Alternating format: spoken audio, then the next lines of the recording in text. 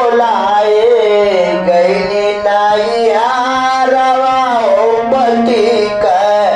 अपमान बैल हो बिन बोलाए गईली नाही हारवा हो पती काय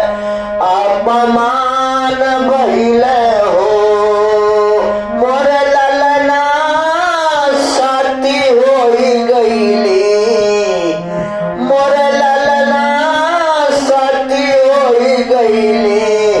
पति के करानवा हो भवना वाक भाग जागल हो मोर ललना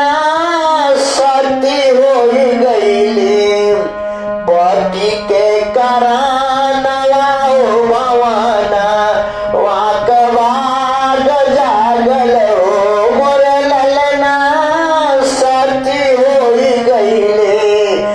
पति के करानवा हो भवना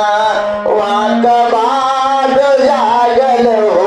मोर ललना साथी होई गईले पति के करानवा हो भवना वाक भाग जागल हो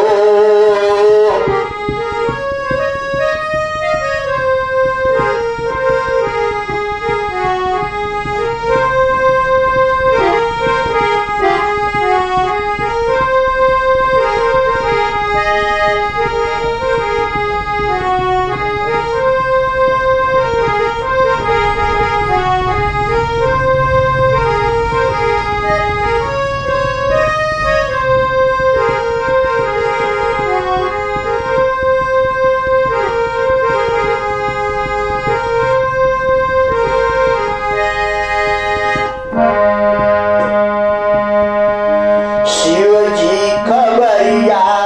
गईली